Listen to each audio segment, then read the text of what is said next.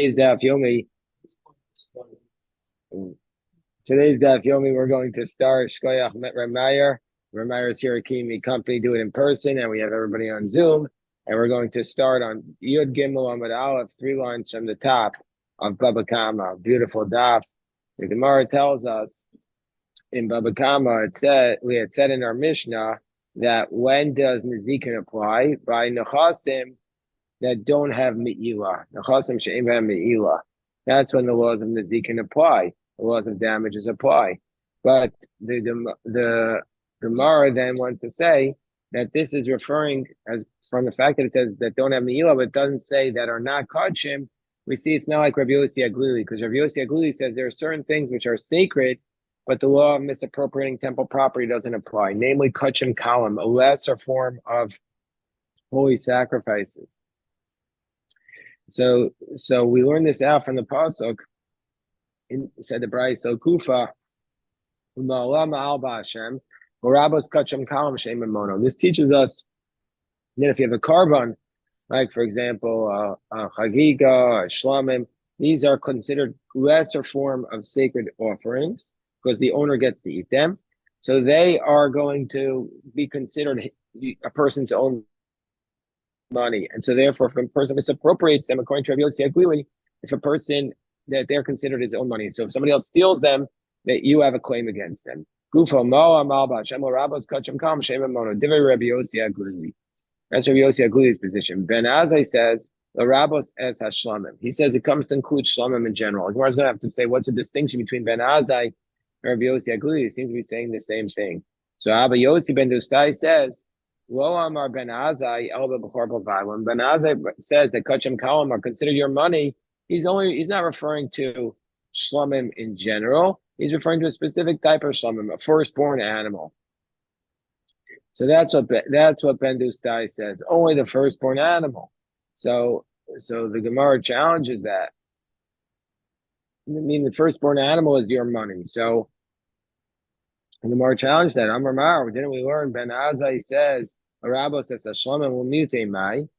Ben Azai says it comes to include shlamim, and what's it coming to exclude? If you want to say it's coming to tell us that a bechor is not, that a firstborn animal is not going to be considered,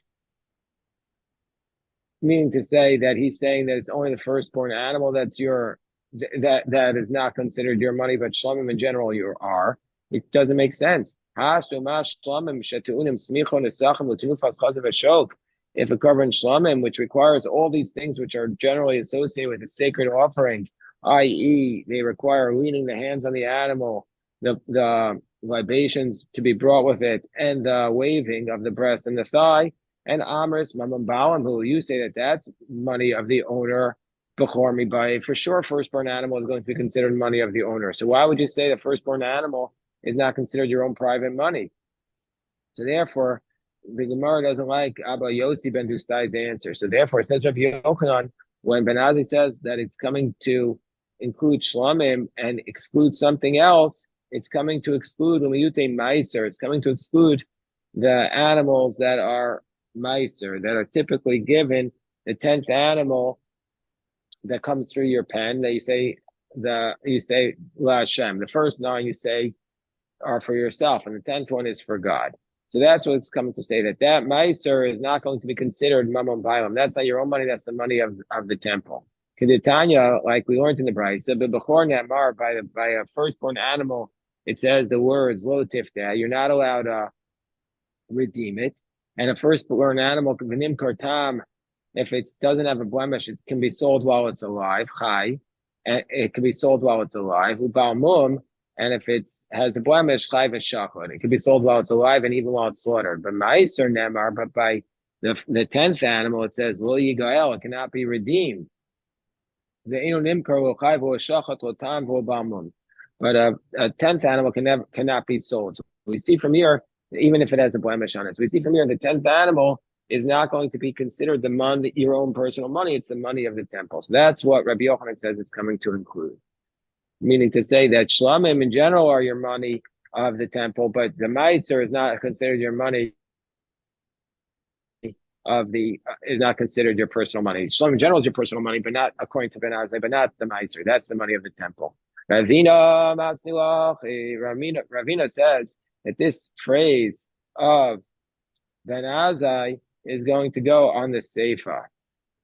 He says this whole discussion of Abba Yossi Ben Dustai is going to be spoken about, not about the first clause of the Mishnah, but the second clause of the Brisa. What does the Brisa say? He says, Masnila Seifa. Abba Yossi Ben Dustai says, Lo Amar Ben Azai Elva Bachor Bovat, Mai. So he says, when Abba Yossi Ben Dustai said that Ben Azai says it's only coming about a firstborn animal, to exclude what? What is he coming to exclude? If you want to say shlamim, if you want to say that shlamim is not going to be considered your private money, so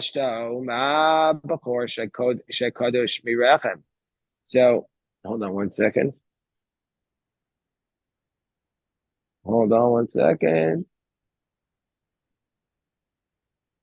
So he says, just like a firstborn animal, which is sacred from birth, meaning to say you don't have to do anything; it's already sacred. Mimonahu, it's considered your money. Shlamim, mibaye. So for sure, carbon shlamim, which you have to sanctify, for sure, it's going to be considered your money. And about that, Rabbi Yochanan says, no, miyute meiser. He says it's coming to exclude the 10th animal, meaning to say that is not going to be considered your own personal money. Why? By a firstborn animal, it says you shall not redeem. And therefore, the firstborn animal, you have the ability to sell under those discrete circumstances. You could sell it even while it's alive before it has a blemish, and even while it's slaughtered if it has a blemish. The Meiser Nemar will Yigael. By Meiser, it says you can never redeem it. And the Meiser animal can never be sold. So therefore, by Meiser, it says you cannot be sold. Bava Kamma. So we see from here that what's the animal that's going to be considered your own personal money? According to Rabbi Yochanan, it's just, so the Gemara says, so we see from here, since a Meiser Behema, we say that it's, according to Rabbi Yossi Aglili, it's going to be considered the money of the temple. So the Gemara questions that. How could you say that Abba Yossi was coming to exclude Meiser and saying it's not your personal money? But Abba Yossi says that Ben Azai says it only by a Bechor Bovad, that's the money of the owner. It means to say that he's excluding all the Kachim column, that they are the money of the temple, except from the Bechor, which is your own money. So therefore, it's a kasha. So therefore, indeed, it's a question on the approach of Ravina on his girsa. So the Gemara says, Rava says, what do we mean when it says in our Mishnah, "My nechasim she'ein b'hem be'ilah"? So we had said the first approach of the Gemara yesterday that when it says that the laws of Nezek apply to those assets that don't have the law of Me'ilah, don't have misappropriation, to say, according to Rabbi Yossi Aglili, it does apply to Kachim Kalam. But Rava gives a different approach. Rava says, what does it mean when it says Nechasim Shein B'hem Me'ilah? It says, no, Nechasim Shein B'hem Dim Me'ilah. There's no law of Me'ilah applying to them. What does it mean? Ma'ninu dehejot. It means nothing sacred. The laws of damages only apply to things that have no aspect of sanctity at all whatsoever to them. Meaning, say, that the laws of Nezek would not apply to Kachim Kalam, just to Hedjot, just to regular things. And Gemara says, well, if that's the case, listening to Hedjot, then we have a very simple question on Rava. It should say specifically that they apply to Hedjot. So indeed, it's a kasha, it's difficulty. Okay, so I'm Rabbi Abba. So Rabbi Abba taught, Shlamim Sheiziku Gove Mi Bisaran. So let's say you have Karban Shlamim that did damage, meaning say a person owns a carbon, he owns an ox, and he designated it for a shlamim, and it did damage before it was slaughtered, obviously, then you could collect the money from the meat of this carbon shlamim. But you don't collect from the parts of the animal, that are slaughtered, that are burnt on the altar. So therefore, that's what That's what the Gemara is saying at this point. So Rabbi Abba says, Shlamam Sheiziku Gove Mipsaran Reino Gove Imran. Meaning to say that a carbon tam, if a carbon shlamim, if it's an ox that's a tam, you have a limitation. You only have to pay half damages and you only pay me gufo. Means to say, you can only collect from up to the value of the animal. So that value can only be included of the meat, but not from their emurim. So the Gemara says, Shita, isn't that obvious? Of course, you can't pay from the emurim, from those parts. Those parts are going to be burnt on the altar. So the Gemara says, no, kineged emurim. Now we're talking about a case. Rabbi Abba is teaching us that you don't collect from the emurim, but you only collect from their meat corresponding to their parts. Meaning to say, let's say the meat itself does not equal half of the damages, and you can't collect it. You can't say, okay, I can't collect more than it. You're not able to collect more than half the damages by going to the value of the emurim, because you can't collect from the emurim at all. So that's the concept. Since the emurim are going to be burned, you can't collect from it at all. And we'll look at the Rashi here. That which it states you don't collect from the emurim. This is what it's teaching us. The ingova mibsaro kineged emurim. You can't collect from the meat corresponding to the emurim. Could go on. Let's say you have a case of a shor shavim masayim. So let's say you have an ox that's worth 200. Shenagach shor shavim masayim, and it gored another ox that's worth 200. Eno gova elachatzi damav.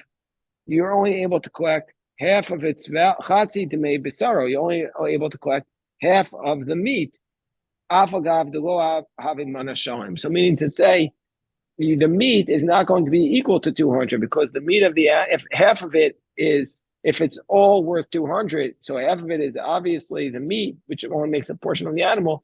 Half of it is obviously less than 100, and so therefore, even though you're not going to be able to pay the 100 to the other person, you're only able to collect half of the value of the meat, even though it doesn't come to a full 100. You don't pay for the emurin that was ruined from the other half of the meat. So fine. So the Gemara says, this relates to a different dispute. Who is this according to? And if you want to say this is according to the Rabbanan, Rashi tells us again that this is a dispute which we're going to get to on Daf Nun Gimel.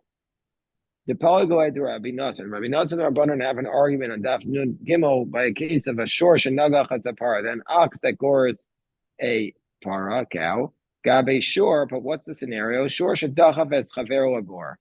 Let's say there is Reuven as an ox, and Reuven's ox pushes Shimon's ox into the pit. And we say by a tam that a Baal Ashur, but the owner of the pit was Levi. So the owner of the ox has to pay 1/4. Ubalabor pater, meaning say they shared liability because one person owned the pit and one person's ox pushed the animal in. So the owner of the ox is exempt.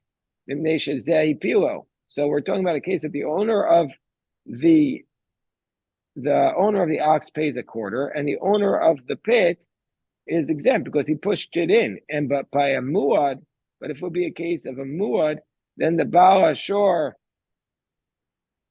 Hold on 1 second. But if it would be the owner of if it would be a muad, then the owner of the ox pays half damages, and the owner of the pit is exempt. Alma kileko ishte lume mi Baal Ashur. So we see from here in a case where you can't collect from the owner of the ox, we don't collect anything from the owner of the pit, even though he has damages. And so for sure in this case, you're not going to be able to collect from the meat corresponding to the emurin. For sure, you're not going to be able to do it. In the case of shared liability, where one can't pay, you don't make it up from the other one. So that's what the Gemara is saying. In the case of shared liability, if you can't collect from one, you don't collect from the other. He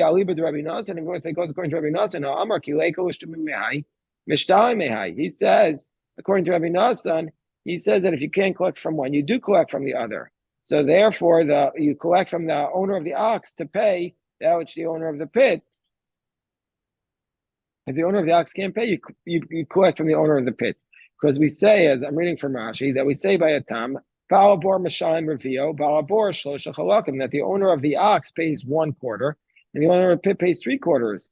And by a muad, the owner of the ox pays half, and the owner of the pit pays half.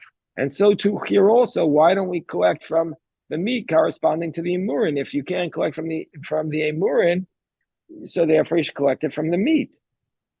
So according to Rabbi Nassi, you should collect everything. The Gemara says, Rabbi Nassi, if you want to say you could collect from, you could say it works according to Rabbi Nassi. If you want to say it works according to the Rabbanan. Why did the Rabbanan say if you can't collect from one, you don't collect from the other? That's by two separate bodies. But by one body, but if it's one body, maybe you would be able to, if they can't collect from part of it, you collect from the other. How do we say this according to Rabbi Nassan? We say that there in that case, he says the owner of the ox could say to the owner of the pit, I found my ox in your pit. But I can't collect from him, I'll collect from you. That's what he could say, according to Rabbi Nassan, that's why he could collect it. But here on the top of your Gimel on base, but here in this case, is the Nizak really to say the meat did the damage, but the Emurin didn't do the damage? Obviously, that they did the damage together. And so therefore, it's not logical to say that you could collect more from the meat than from the Emurim, because the Emurim clearly did the damage, and so therefore it's not possible to push it onto the meat. Now, Amarava, or on top of your Gimel and Mabeis, let's say you have a Toda, let's say you have an animal that was brought as a Thanksgiving offering, Sheizika did the damage, Gova Mibasari, you could collect from the value of the meat of the animal, the Eno Gova Milachma, but the person doesn't collect damages from the bread. So the Gemara says, well, obviously, Shita, it's obvious. It's so obvious. Lechem Shita, it's obvious you don't collect from the bread because the short time only pays from the goof of the animal. So why was he be paying from the bread? Gemara says, no. Seifa it's trichalei. Nezek, nizak ochel basar. So we need it for the concluding clause. Where it says that of Rava, where he says that if the person who was damaged, the ox that was damaged, ochel basar, he gets to eat the carbon, he gets to eat the meat, umischaper, and umischaper maybe lechem, but the owner of the carbon toda, he's the one who has to bring the bread. So that's what it's teaching us. That's the chiddush. So even though the person who was damaged gets the meat, the owner of the ox still has to bring the bread. The owner of the carbon. So Gemara says, "Anami pshita." Well, this is obvious the case. He's the one who's bringing the carbon. Of course, he has to bring the bread. Gemara says, "No." Ma'adatema kimin the lechem hechsheret zevachu. He might have thought, well, since the bread is what allows the carbon to be brought as a toda, leimalei at achal pasar v'ana aisi lechem. He should maybe the person who's bringing the carbon should say, well, if you get to eat the bread, why should you get to eat the meat? Why should I have to bring the bread? So it's saying, Kamash Malon, the lechem chiyuva de ba'amu. No, we say, yeah, he still has to bring the bread. The bread is the obligation of the owner of the carbon. He still has to bring the bread. Gemara says, the next line in the Mishnah was Nechasam Shein Shal B'nei Bris, the assets that the laws of Nezek only apply if the damage was done to another Jew. Damage was done to an idolater, the laws of damages don't apply. So the Gemara says, what's it coming to exclude? We're going to say the same teaching later on that if you damage an idolater, you don't have to pay damages. So the Gemara says, it doesn't say later on. If an ox of a Jew gores an ox of an idolater, is exempt. So the Gemara says, yeah, it says it and then it repeats it again and again. It says it, repeats it again and again and again. Let's say these are nechasim, these are assets that are owned by a specific person. That's when the damages apply. What's it coming to exclude? This one says your ox did the damage, and this one says your ox did the damage. then the laws of damages don't apply because each one could claim that it wasn't their ox who did the damage. The Gemara says, "Hatani come on," but didn't we learn this later on? Yishnayim wrote fin. There are two oxen that were running after his ox. Echad zelmer shorcha hizik, echad vizelmer shorcha hizik. Each one claims that the other ox did the damage. Shneim peturim, both are exempt. Gemara says, "Tani v'adam mefarish." Yeah, it says it, it repeats it, and says it again. Gemara says, "B'masnisa tana." We learned in a brayso that what is this coming to exclude when it says you're only liable for nechasam yuchadim? It's coming to exclude prat l'nichsei hefker. It's coming to exclude something that was not owned by anyone. I was ownerless assets. The Gemara says, "What's the case of an ownerless asset?" Echidami. Or if you want to say, well, it's talking about a case where the that our ox scored ownerless ox. Of course, you don't have to pay. Man Tavale, who's going to make the claim against you? It's owned by nobody. Well, so then maybe you want to say it's the nagach tor de efro tor de done, where an ownerless ox scored my ox. That's the case. Lezo v'leisi. Well, so if it's an ownerless ox scored your ox, go and seize the ownerless ox and get your money. Gemara says, yeah, but we're talking about a case of somebody else already seized the ownerless ox. Therefore, you have no recourse. Ravina says, Ravina says, no, we're talking about a case where one ox scored you, and then afterwards the owner said, you know what, I'm going to give my ox to the temple. Then you can't collect it. And also, also, if you declare the ox ownerless after it gored you, there's nothing you could do there. Somebody's